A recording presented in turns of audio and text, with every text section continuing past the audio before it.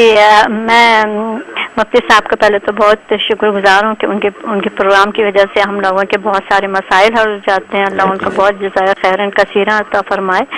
اور میرے دو سوال ہیں. ایک تو یہ ہے کہ جب سجدے میں کہتے ہیں کہ دعا قبول ہوتی ہے تو جو سجدہ ہم نماز میں پڑھتے ہیں تو اس میں ہم دعا کر سکتے ہیں نماز کے سجدے میں. جیسے میں 2 رکعت نماز نفل پڑھوں تو اس نفل کے سجدے کے دوران کیا ہم دعا کر سکتے ہیں؟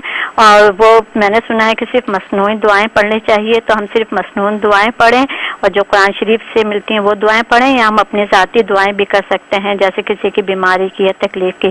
اور یا پھر یہ کہ سجدے کے بعد نماز پوری ختم کرنے کے بعد سجدہ کریں تو اس کے بعد جو ہے وہ دوبارہ سجدہ کر کے اس میں دعائیں پڑھیں. تو پلیز مجھے یہ ایک بات بتا دیجیے گا کہ کس طرح سے سجدے میں دعائیں پڑھنا ہے.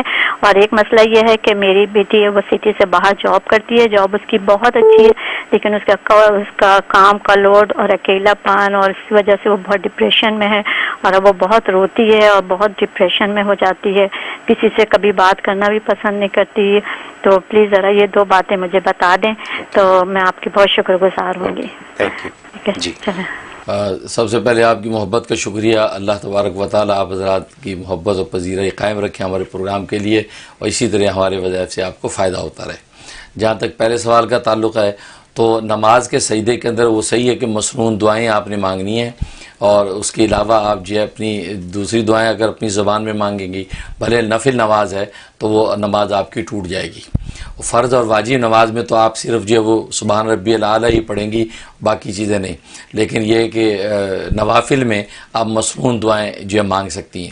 لیکن وہ بات صحیح ہے کہ نماز سے جب آپ فارغ ہو جائیں, سجدے میں جو دعا قبول ہوتی ہے اس کا مطلب یہی ہے کہ آپ سجدے میں چلی جائیں, دعا مانگتے مانگتے مانگتے مانگتے اتنا گڑگڑائیں یہاں تک کہ آپ سجدے میں گر جائیں. پھر سجدے میں گر کے اب اللہ سے مانگتی رہیں.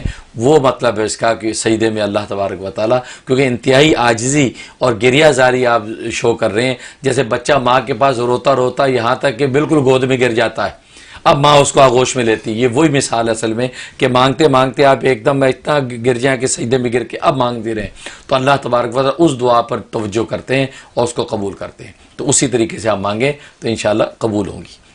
دوسرا بیٹی کے لیے انہیں کہیں کہ سورۃ بنی اسرائیل آیت نمبر 80 یہ 41 ٹائم پڑھ لیا کرے, اول آخر 11 مرتبہ درود شریف. وہ نہیں پڑھ سکتے تو آپ پڑھ کے تصور میں اس کے اوپر پھونک دیا کریں, دعا کر لیا کریں.